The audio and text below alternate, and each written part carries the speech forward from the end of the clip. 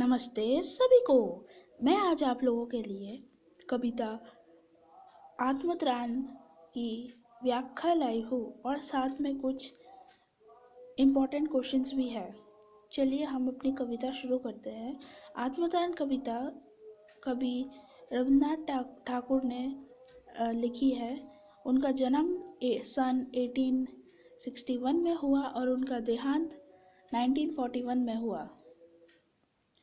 इस कविता के माध्यम से हमें कवि की एक अलग प्रकार की प्रार्थना के बारे में ज्ञात होगा। आत्मत्राण कविता की पहली पंक्ति है, विपदाओं से मुझे बचाओ ये मेरी प्रार्थना नहीं, केवल इतना हो करुणामय, कभी ना विपदाओं में पाऊं भय। इस पंक्ति से कवि व्याख्या कर रहे हैं कि कवि कहते हैं कि हे ईश्वर, आप तो दया करने वाले हैं, आप सब प्रकार की काम में समर्थ है, आप सब कुछ कर सकते हैं। फिर भी कभी उनसे अपने आप को विपत्तियों से बचाने की प्रार्थना नहीं करना चाहते। कवि के अनुसार है कि वह केवल इतनी प्रार्थना करना चाहते हैं कि जब भी मुसीबत के घड़ी आ जाए, मतलब कोई भी मुसीबत का टाइम आ जाए, तो उन विपत्तियों से कभी ना डरे। वो उन कठिनाइयों की सफलतापूर्वक सामना करना चाहते हैं। अतः वह ईश्वर से विपदाओं से जूझने की शक्ति प्रदान करने की प्रार्थना करते हैं। अब हम इसकी दूसरी पंक्ति पढ़ेंगे। दुख ताप में व्यथित चित्त, ना तो सांत्वना नहीं सही, पर इतना हो करुणामय, दुख में मैं कर सकूं सदा जय। कोई कहीं सहायक ना मिले तो अपना बल पौरुष ना हिले, हानि उठानी पड़े जगत में, लाभ अगर वंचना रही तो भी मन में ना हो विनुषय। मतलब इस पंक्ति से कवि यह प्रार्थना कर रहे हैं कि कवि कहते हैं कि ईश्वर सभी प्रकार के जो दुख है उसको पूरा सभी प्रकार के जो दुख है उनको दिलासा ना दे पाए, परंतु वह इतना आवश्यक चाहते हैं कि उन दुखों पर वो विजय पाने की शक्ति प्रदान करे। मतलब जो ईश्वर है वो उन्हें उन दुखों से लड़ने की शक्ति दे। वे स्वयं अपने दुखों से जूझ कर उन पर विजय पाना चाहते हैं। दुख की घड़ी में यदि उसे कोई सहायक ना मिले तो इतना आवश्यक दी जाए कि उसका जो आत्मबल है कवि का, वो पराक्रम में भी ना डगमगाए। मतलब वो आत्मबल चाह रहे हैं।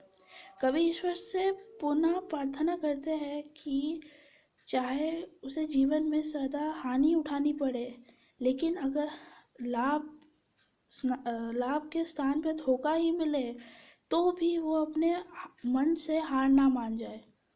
वो ईश्वर से ऐसी शक्ति देने की प्रार्थना कर रहे हैं कि मुसीबत से बार बार संघर्ष करने पर भी उनका मन कभी ना हारे।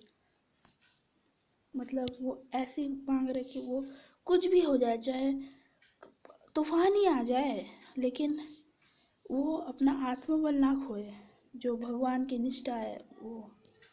अब हम इसकी तीसरी पंक्ति पढ़ेंगे। मेरा त्राण करो अनुदिन तुम, यही मेरी प्रार्थना नहीं, बस इतना होवे करुणामय, तरने की हो सकती अनामय। इस पंक्ति से कवि कह रहे हैं कि इसका आगे भी पढ़ लेते हैं।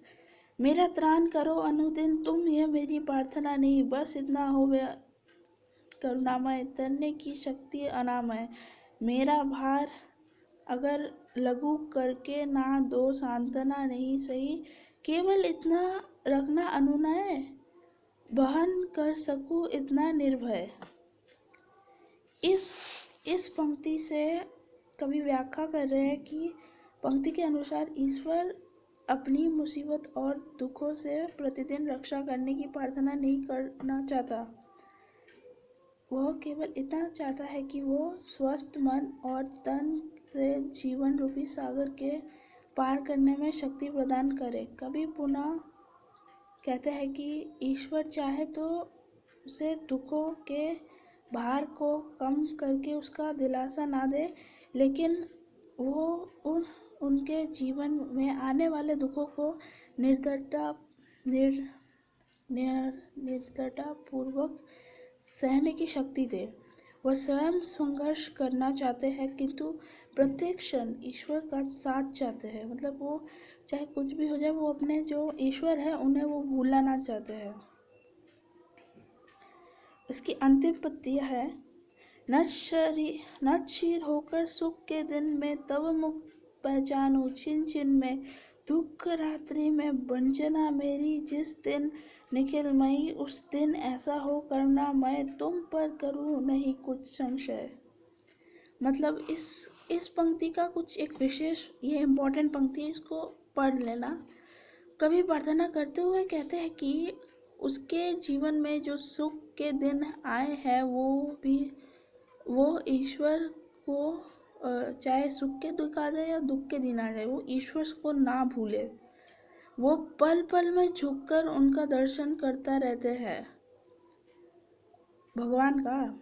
जब उसके जीवन में दुख रूपी रात्रि आ जाए तो सारा संसार उसे धोखा दे जाए और उसकी निंदा भी करे, तो भी अगर ईश्वर पर वो विश्वास है, इसीलिए वो ईश्वर ही विश्वास रखेगा। वो कभी ईश्वर पर संदेह नहीं करेगा। कभी चाहते हैं कि सुख और दुख दोनों ही स्थितियां में उसको ईश्वर के ऊपर विश्वास उसका मतलब बना रहे। इसके क्वेश्चन आंसर्स, कभी किसका और क्या प्रार्थना कर रहे हैं। कभी तो कभी ईश्वर से प्रार्थना कर रहे हैं कि उसको आत्मबल मिले, और जो भी है पंक्तियाँ देख के लिख लेना। सेकंड क्वेश्चन, विपदाओं में मुझे बचाओ, ये मेरी प्रार्थना है। तो क्या स्पष्ट है, वही जो मैंने बताया था वही आप लिख लेना। कभी सहायक ना मिलने पर क्या प्रार्थना करते हैं, वो आत्मत्राण की मतलब प्रार्थना करते हैं। पूरा मैसेज लिख देना है जो इस कविता का है। कि कभी कहते हैं कि दुख की घड़ी में अगर कोई सहायक ना मिले तो वो कोई दुख ना मनाए, वो ईश्वर को ही याद करते रहे ऐसे टाइम पे भी। ईश्वर उसका आत्मविश्वास और पराक्रम से उसको ना खोए, मतलब वो उसमें डटा रहे। वो चाहते थे कि ईश्वर इतनी शक्ति दे दे कि वो उनका मन कभी का कभी मन हारे ही ना, वो उन दुखों से लड़ने की शक्ति प्रार्थना करते हैं। ये क्वेश्चन वैसे रिपीटेड है, इसको आप पढ़ लेना। आत्मदान का शीर्षक सार्थक कविता के संदर्भ पर स्पष्ट कीजिए। ये भी आशा है कि हो जाएगा, ये भी इजी है। अपनी इच्छाओं की पूर्ति के लिए प्रार्थना अंतर्गत कैसे है। देखो जो क्वेश्चन है इसका मतलब है जो अपनी इच्छा है उसको पूर्ण करने के लिए प्रार्थना की अतिरिक्त क्या क्या प्रयास करता गया है।